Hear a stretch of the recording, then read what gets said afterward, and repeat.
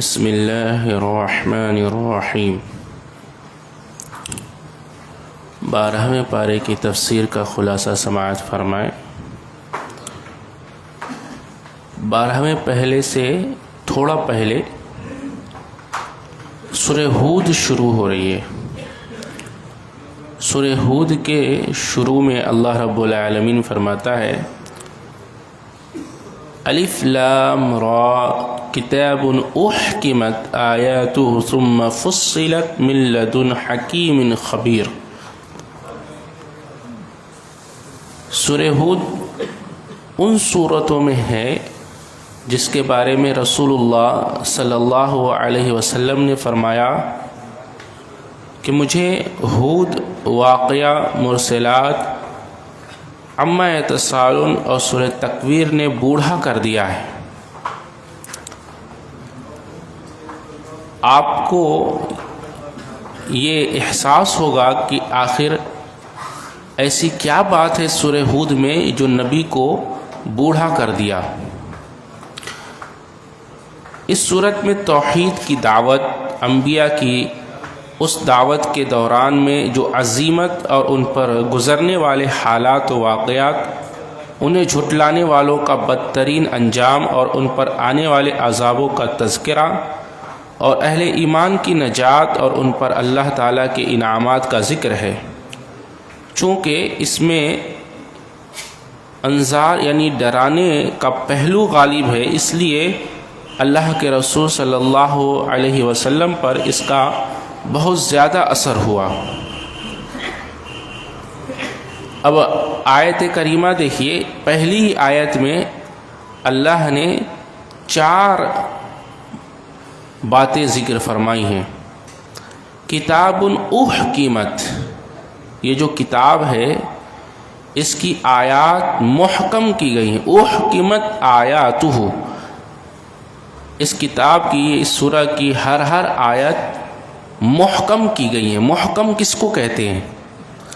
محکم کہتے ہیں ایسے احکام، ایسا حکم جو معتدل ہو، اعتدال، اپنے اندر اعتدال رکھتا ہو، افراط و تفریط سے پاک و منزہ ہو، اور اپنے اندر بالکل مضبوطی رکھتا ہو، اس کے اندر نقص و عیوب نہیں پائے جاتے۔ تو کتاب احکمت آیاتہ ایک چیز ہو گئی۔ ثم فصلت، پھر فصلت کہتے ہیں کھول کھول کر بیان کر دینے، یعنی یہ کتاب کی جو آیتیں، جو احکام جو بیان ہوئی ہیں، کھول کھول کر اللہ رب العالمین نے بیان کی ہیں، اور رسول اللہ صلی اللہ علیہ وسلم نے اس کو کھول کھول کر لوگوں کو سنا دیا ہے، واضح کر دیا ہے۔ احکمت آیاتہ ثم فصلت، یہ 2 باتیں ہو گئی۔ من لدن حکیم خبیر، اور پھر اللہ فرماتا ہے یہ نازل ہوئی ہے کن کی طرف سے؟ 2 صفات اللہ کی ذکر ہوئی ہے، حکیم اور خبیر۔ اب اسی آیت کو ہم کھولتے ہیں۔ یہ تو ترجمہ آپ نے سن لیا، اب اس کو سنیے۔ کتاب احکمت آیاتہ، دیکھیے احکمت یہ حکیم، احکمت حکیم، احکمت کا تعلق اللہ کی کس صفت کے ساتھ ہے؟ حکیم۔ اور فصلت کا تعلق کس صفت کے ساتھ ہے؟ خبیر۔ احکمت کا تعلق حکیم سے کس طرح ہے؟ اس لیے کہ اس کے احکام جو محکم بیان ہوئے ہیں اس میں اتنی حکمت بھری ہے اور اتنا اس میں اعتدال و انصاف ہے کہ اس قدر انصاف و اعتدال کے ساتھ قانون کا متعین کرنا، یہ اللہ کی حکمت پر دلالت کرتا ہے کہ اللہ کتنا حکیم ہے۔ اللہ اکبر۔ اور دوسرا فصلت، کہ کھول کھول کر بیان کر دیجئے۔ اب سوال یہ ہے آپ سے، یہ بتائیے کھول کھول کر کون بیان کر سکتا ہے؟ جو ان احکامات کی بلاغت کو، فصاحت کو، باریکیوں کو اور نصیحت کو، سیاق و سباق کو اچھی طرح سمجھتا اور جانتا ہو، وہی کھول کھول کر بیان کر سکتا ہے نا. تو اس لیے فصیلت کا تعلق اللہ رب العالمین کی صفت خبیر سے ہے. اللہ اکبر، کتنی شاندار بات ہے. تو دیکھیے دو صفت اور دو صفت کے دلائل، تو دلیل کے ساتھ ثبوت اللہ رب العالمین نے اس کی صفت ذکر کی ہے. یہ سمجھ میں آگئی بات نہیں آئی؟ اس کے بعد اللہ فرماتا ہے وَأَنِ اسْتَغْفِرُوا رَبَّكُمْ ثُمَّ تُوبُوا إِلَيْهِ. اچھا، ایک ہے توبہ اور ایک استغفار. سوال آپ سے ہے پہلے کیا کیا جاتا ہے؟ پہلے استغفار کریں گے یا توبہ کریں گے؟ کیا کریں گے؟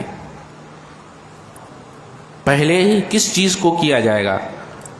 جواب یہ ہے پہلے توبہ کیا جائے گا. کیوں؟ اس لیے کہ توبہ الرجع، اگر آپ توبہ کرتے، توبہ کے معنی کیا ہوتے ہیں؟ To turn. آپ گناہ اور معصیت کے ساتھ چل رہے تھے، جیسے ہی آپ کے دل میں اللہ کی خشیت، اللہ کا خوف آیا، آپ ٹرن لے لیے، مڑ گئے. ٹو ٹرن، آپ لوٹ آئے. اس کو کہتے توبہ، یعنی آپ رجوع کر لیا کس طرف؟ اللہ کی طرف.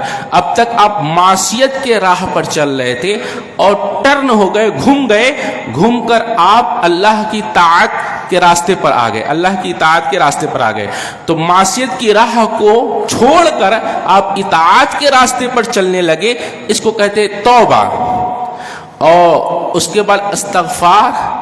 تو اب جب آپ ٹرن ہو گئے، معصیت کی راہ کو چھوڑ کر اطاعت کی راہ پر آ گئے، تو جب تک معصیت پر آپ چل رہے تھے اللہ کا غضب آپ پر ہونے والا تھا، لیکن جیسے ہی آپ نے ٹرن لیا، اللہ کا غضب بھی ٹرن لیا اور اللہ کی رحمت آپ پر آ گئی. اللہ اکبر. آپ نے ٹرن لیا توبہ کے ساتھ، اللہ رب العالمین کی یہ جو غضب تھا رحمت سے بدل گیا. اور اس طرح اللہ رب العالمین کی طرف جب آپ توبہ کر رہے تھے تو اللہ اپنی بخشش کے ساتھ لوٹ گیا. اس کو کہتے استغفار. تو توبہ پہلے اور استغفار بعد میں. پہلے توبہ کرو، جب توبہ کرو گے تب اللہ معاف کرے گا، اللہ بخشے گا. تو پہلے توبہ کیا جائے گا یا استغفار؟ جواب کیا ہے؟ توبہ کیا جائے گا، پھر استغفار یعنی اللہ بخش دے گا. تو پہلے توبہ ہے پھر استغفار ہے. لیکن یہاں دیکھیے اس کو الٹ دیا گیا ہے، اسے الٹ دیا گیا ہے. پہلے کس کا ذکر ہوا ہے؟ وَأَنِ اسْتَغْفِرُوا رَبَّكُمْ ثُمَّ تُوبُوا إِلَيْهِ. اب سوال یہ ہے کہ پہلے توبہ ہے پھر استغفار ہے، پھر یہاں اس کو الٹا کیوں کیا ہے؟ استغفار پہلے ذکر ہوا ہے، توبہ بعد میں ذکر ہوا ہے. اس لیے کہ اس کے دو معنی مفسرین نے ذکر کیے کہ جب بندہ استغفار کرے گا، توبہ کرے گا، تو یہ توبہ جب تک استقامت کے ساتھ اور ندامت کے ساتھ نہیں ہوگی، بخشش نہیں ہوگی. اللہ اکبر. تو بخشش کے لیے توبہ میں ضروری ہے کہ ندامت ہو، اور گویا کہ مقصد توبہ کا استغفار ہے. اس لیے یہاں اس آیت میں استغفار کو مقدم کر دیا گیا اور توبہ کو مؤخر کر دیا، اس لیے کہ توبہ کا مقصد اصل یہ ہے کہ ہم بخش دیے جائیں، معاف کر دیے جائیں. لہذا چونکہ اللہ رب العالمین نے اسی معافی اور بخشش کو پہلے ذکر کیا کہ تمہارا توبہ اس لیے ہونا چاہیے، اس طرح ہونا چاہیے کہ یہ توبہ یعنی اللہ کی طرف پلٹنے کے بعد یہ پلٹنا ندامت کے ساتھ، شرمندگی کے ساتھ، خوف کے ساتھ اور اخلاص کے ساتھ ہو. لہذا مقصد اصل کو پہلے ذکر ہوا اور پھر اس کے سبب کو بعد میں اللہ نے ذکر کیا ہے. اللہ اکبر. اتنی شاندار آیت ہے اور کتنا شاندار اللہ رب العالمین نے ایک ایک لفظ کو سجایا ہے. وَأَنِ اسْتَغْفِرُوا رَبَّكُمْ ثُمَّ تُوبُوا إِلَيْهِ. اور یہ کہ اپنے رب کے لیے سے بخشش مانگی پھر اس کی طرف پلٹ آؤ. دیکھیے وہی بات کہی، بخشش مانگو اور اپنے رب کی طرف لوٹ آؤ تو وہ تمہیں ایک معین مدت تک اچھا ساز و سامان دے گا اور ہر زیادہ عمل کرنے والے کو اس کا زیادہ ثواب دے گا، اور اگر تم پھر گئے تو یقیناً میں تم پر ایک بہت بڑے دن کے عذاب سے ڈراتا ہوں۔ اللہ اکبر۔ ایک اور چیز ہے اس میں کہ اس میں نبی کی دو صفت ذکر ہوئی ہے، انذار اور مبشر۔ آپ بشارت دینے والے اور ڈرانے والے ہیں۔ سوال ہے یہ دو صفت کا تعلق کن چیزوں سے ہے؟ یہ سوال ہے۔ جواب اس کا یہ ہے انذار، ڈرانا، اس کا تعلق کفر سے ہے، نفاق سے ہے، گناہ سے ہے، اور بشارت، آپ بشیر ہیں، اس کا تعلق ایمان سے ہے اور عمل صالح سے۔ یعنی اگر آپ نبی کی دعوت کو قبول کر کے ایمان لے آتے ہیں تو نبی آپ کو بشارت سناتے ہیں، اور اگر آپ نبی کے لائی ہوئی تعلیمات اور دی ہوئی دعوت کو ٹھکراتے اور انکار کرتے، تکذیب کرتے، تو نبی آپ کو اللہ کے عذاب اور اس کے خوف سے ڈراتے ہیں، اللہ اکبر، اس کے غضب سے ڈراتے ہیں۔ تو اس کا تعلق ان دو چیزوں سے ہے۔ دیکھیے اوپر بھی گیا، احکمت حکیم، فصلت خبیر، انذار اور بشیر۔ دیکھ رہے ہیں کہ کس قدر ترتیب ہے اور کس قدر اللہ رب العالمین نے ایک ایک لفظ کو سجایا ہوا ہے۔ یقیناً یہ کلام پاک اپنے آپ ایک معجزہ ہے۔ اگر آپ سمجھتے اس کو تو اس کی گہرائی کو، اس کے الفاظ کی سجاوٹ کو جان جاتے۔ گویا ایسے پیرو دیا گیا ہے ایک مالے کے اندر کہ ایک لفظ کو آپ اس کی جگہ سے ہٹا دیں گے، وہ لفظ پوری آیت بکھر جائے گی، ایسے ہے۔ اس کے بعد اللہ رب العالمین نے ایک بڑی شاندار بات کہی ہے، توجہ دیجئے ادھر۔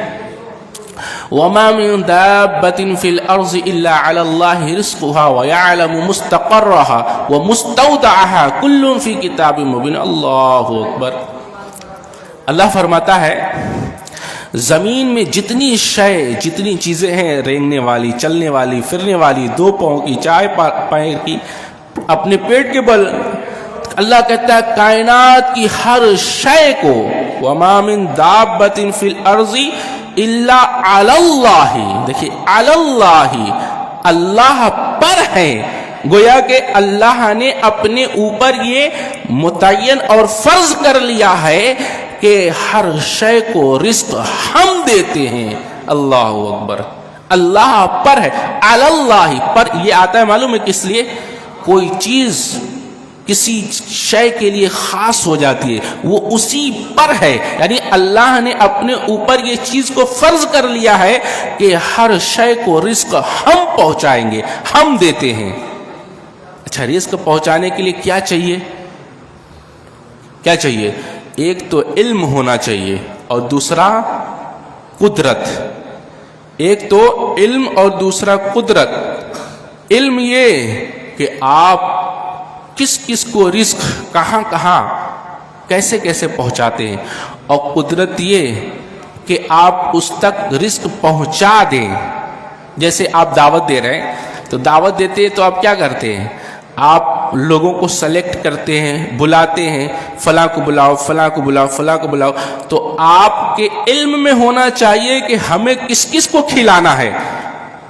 لہذا اللہ رب العالمین نے کائنات کی ہر شے کو رزق پہنچانے کی جو بات کہی ہے، اور رزق جو پہنچا رہا ہے، یہ اس کے کمال علم پر دلیل ہے کہ اللہ کا کتنا زبردست علم ہے کہ کائنات کی ہر شے میں کون سی چیز کہاں ہے اور اس کو کس چیز کی ضرورت ہے، اللہ سب جانتا ہے۔ یہ اس کے کمال علم کی دلیل ہے، اور کمال قدرت کی دلیل کہ اللہ ان تک اس کا رزق جتنا جو چیز جیسے چاہیے اللہ پہنچا رہا ہے، یہ اس کے کمال قدرت کی دلیل ہے۔ نہیں سمجھ میں آ گیا؟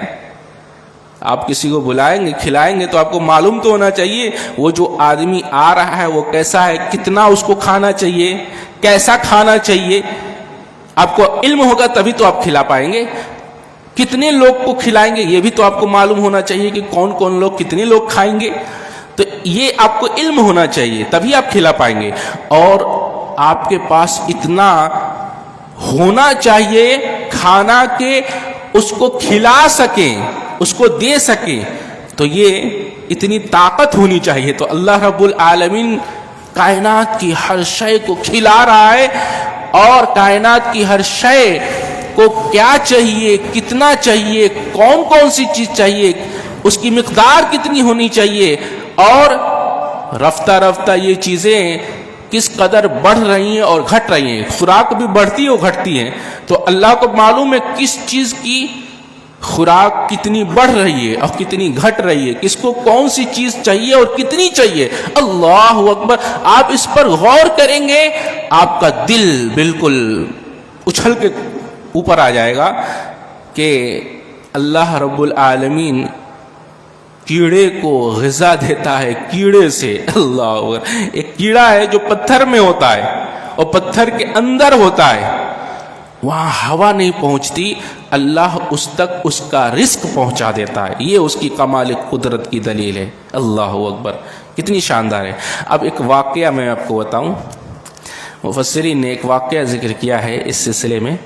کہتے ہیں ایک صحابی رسول تھے، وہ ایک جنگل سے گزر رہے تھے،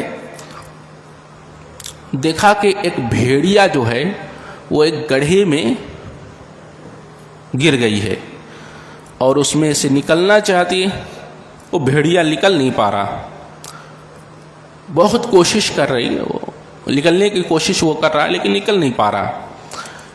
تو دیکھ رہے ہیں اور کہہ رہے ہیں کہ یہ اس میں گر گیا ہے، لیکن سوال یہ ہے کہ اب اس میں تو بھوکا پیاسا یہ مر جائے گا، کیونکہ باہر نکل نہیں پا رہا اور کوئی چیز اس کے پاس آئے گا نہیں، تو لگتا ہے یہ بھوکا مر جائے گا. ان کو پھر فوراً یہی آیت یاد آئی کہ اللہ نے تو کہا ہے کہ ہم ہر شے کو اس تک اس کا رزق پہنچا دیتے ہیں. تو انہوں نے کہا کیوں نہ دیکھا جائے کہ آخر اللہ اس کو اس کا رزق کیسے پہنچاتا ہے. وہ بس بیٹھ گئے ایک جھاڑ پہ اور بس اس کو دیکھنے لگے. 1 گھنٹے گزر گئے، 2 گھنٹے گزر گئے، 3 گھنٹے گزر گئے، وقت گزرتا گیا اور وہ دیکھتے رہے.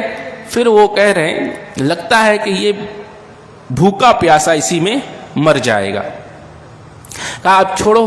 اترنے ہی والے تھے، دیکھتے ہیں کہ ایک باراسنگا ایک جانور ہے، وہ بہت تیزی سے دوڑتا ہوا آ رہا ہے اور اس کے پیچھے ایک شیر لگا ہوا ہے. شیر دوڑا رہا ہے اور وہ بھاگ رہا ہے، شیر دوڑا رہا ہے وہ بھاگ رہا ہے، اور وہ پیچھے مڑ مڑ کر دیکھتا ہے اور دوڑتا ہے. اچانک سے اس کا سینگ ایک جھاڑی میں ٹچ ہو جاتی، پھنس جاتا ہے، اور جیسے ہی اس کی رفتار کم ہوتی ہے شیر فوراً دہاڑ کر اس کو پکڑ لیتا ہے. چونکہ وہ بہت دور سے اس کو دوڑا کر آ رہا تھا شیر کو، تو اس میں سے جتنا ہو سکتا ہے اس کو مارتا ہے، کھاتا ہے، اور پھر ایسے جھٹکتا ہے اس طرح غصے سے کہ وہ لڑھک کر اسی بھیڑیے کے اس گڑھے میں گر جاتا ہے وہ باراسنگا. اللہ اکبر. یہ سب نظارہ جو ہے وہ صحابی رسول جو تھے وہ اس پر بیٹھ کر دیکھ رہے تھے. انہوں نے کہا سبحان اللہ، اللہ اکبر، یقیناً اے میرے رب تو ہی ہر شے کو رزق پہنچاتا ہے. اب یہ اس کا کھانا مل گیا، اس تک اس کا رزق پہنچ گیا، اس کے گڑھے میں اللہ نے اس کا رزق وہاں پہنچا دیا. تو معلوم کیا ہوا، ہر شے کو اللہ رب العالمین اس تک اس کا رزق پہنچا ہی دیتا ہے. تو ہر شے جو دنیا میں ہے اللہ نے اس کا رزق متعین کیا. اچھا اس میں 2 لفظ اور ہے، مستقرھا و مستودعھا. کیا مطلب؟ کون سی چیز کہاں رہ رہی ہے اللہ وہاں اس کی رزق پہنچا دیتا ہے، اور کون سی چیز کہاں جانے والی ہے، کہاں آپ جائیں گے، کہاں آپ اتریں گے، کہاں آپ سفر کریں گے، اور آپ کی منزل کہاں ہوگی، آپ کا رزق آپ کے پہنچنے سے پہلے وہاں پہنچ جاتا ہے. اس سے ایک مفسر نے باس بعد الموت پر دلیل لی ہے. مستودع قبر میں ڈال دیے جاتے ہیں نا، یہ قبر چھپا لیتی، یہ امانت ہے جو قبر چھپاتی ہے، اور یہی قبر پھر قیامت کے دن اللہ رب العالمین کیا اگل دے گی، یہ دے دے گی. اذا زلزلت الارض زلزالها واخرجت الارض اثقالها وقال الانسان ما لها يومئذ تحدث اخبارا. زمین سے جھنجھوڑ دی جائے گی اور سارے خزانے، سارے چیزیں جو بھی زمین کے اندر ہوگی سب یہ باہر نکال دے گی. اذا زلزلت الارض زلزالها. اس کے بعد اللہ رب العالمین نے فرمایا وَلَئِنْ أَذَقْنَا الْإِنسَانَ مِنَّا رَحْمَةً ثُمَّ نَزَعْنَاهَا مِنْهُ، اور یقیناً اگر ہم انسان کو اپنی طرف سے کوئی رحمت چکھائیں پھر اسے اس سے چھین لے تو بے شک وہ یقیناً نہایت نا امید اور حد سے بے حد ناشکرا ہو جاتا ہے۔ وہ دیکھیے جتنی نعمتیں اللہ رب العالمین نے ہمیں دنیا میں دی ہیں اس کی حیثیت کتنی ہے، بس اتنی سی کہ چکھ لیں۔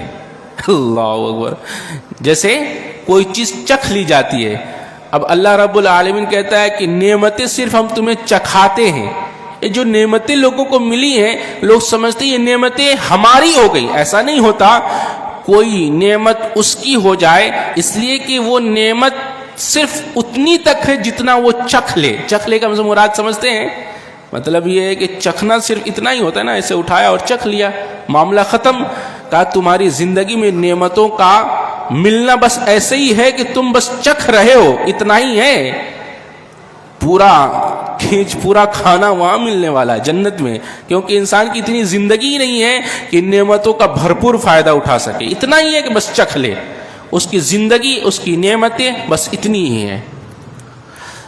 اس کے بعد اللہ رب العالمین فرماتا ہے من کان یرید الحیات الدنیا وزینتها نوفی الیہم اعمالہم فیہا وہم فیہا لا یبخسون۔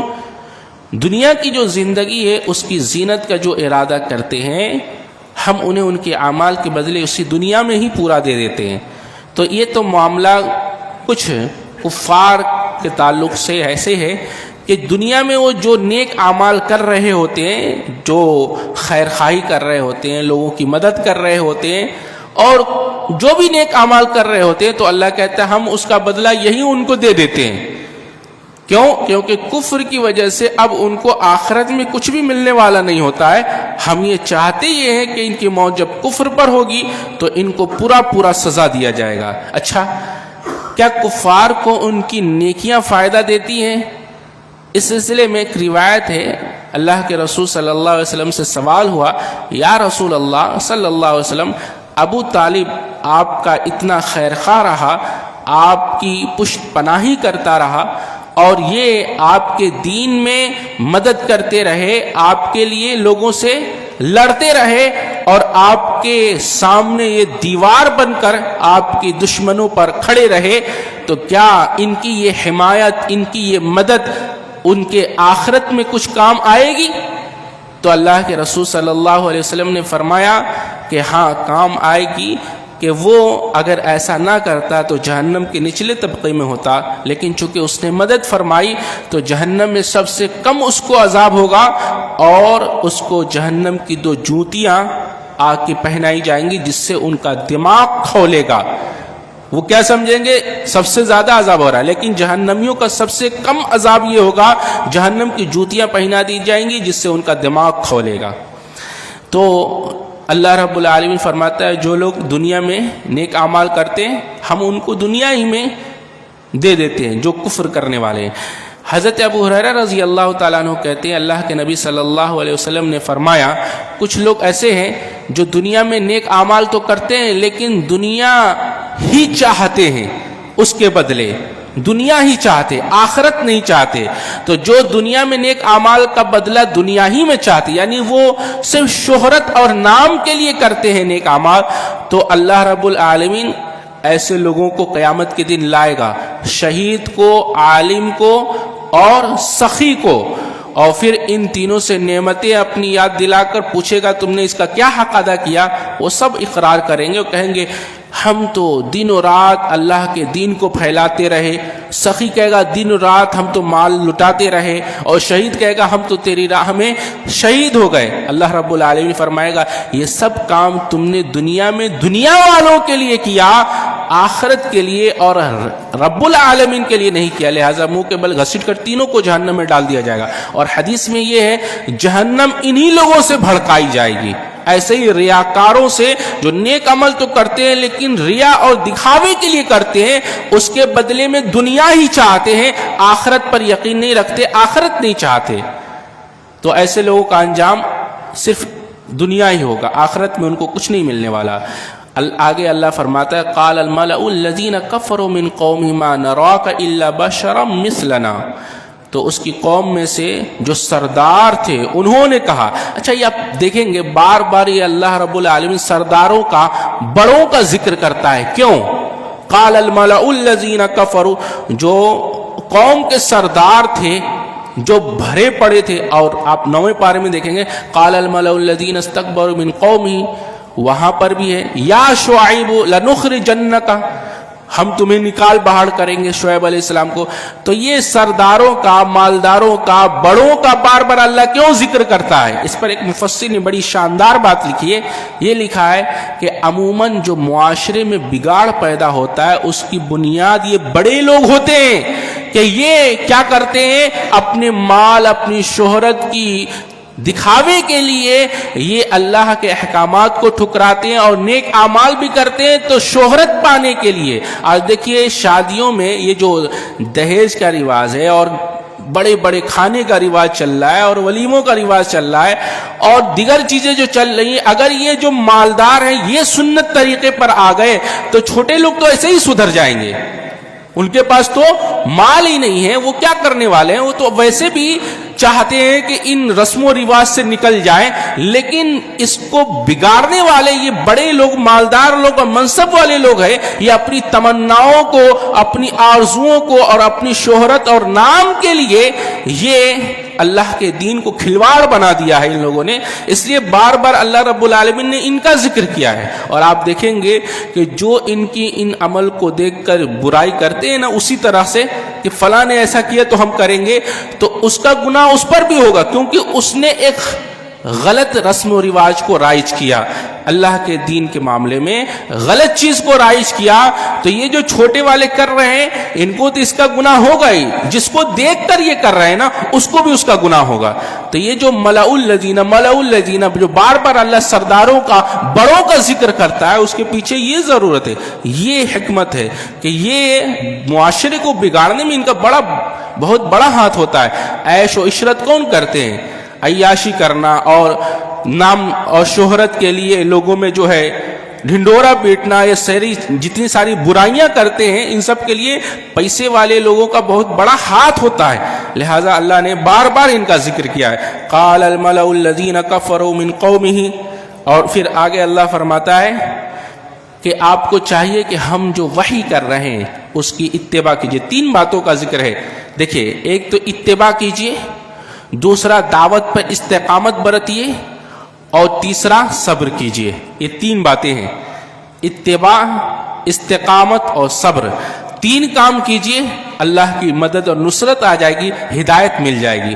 और इन तीनों कामों में से कोई काम अगर आपने छोड़ा तो फिर आप राह रास्त से गुमराह हो जाएंगे। 3 बातों की ताकीद की गई है। देखिए, आप इत्तिबा कीजिए। इसी वजह से अल्लाह के रसूल सल्लल्लाहु अलैहि वसल्लम क्यों बूढ़े हो रहे थे?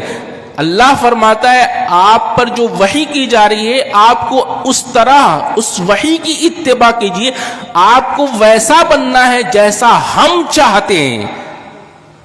आप गौर से तवज्जो दीजिए, एक बीवी है आपकी बड़ी फर्माबरदार है, लेकिन जिस तरह आप चाहते हैं 100% उस तरह उस सांचे में ढल जाना ये इंसान की फितरत में नहीं है। ऐसा नहीं, कहीं ना कहीं कोई ना कोई कमियां बाकी रह जाएंगी। आपका बच्चा 100% उस तरह आपके जैसा आप सोचते और चाहते वैसा ढल जाए, ऐसा मुमकिन नहीं है। अल्लाह ने हर किसी की फितरत को अलग बनाया है। ये 5 उंगलियां बराबर नहीं है। हर किसी की ख्वाहिश, हर किसी की सोच, हर किसी की चाहत को मुख्तलिफ अल्लाह ने बनाया है। लिहाजा कोई कितना ही फर्मा बरदार हो जाए, लेकिन उस तरह उस सांचे में ढल जाना जैसा आप चाहते हो यह मुमकिन नहीं है।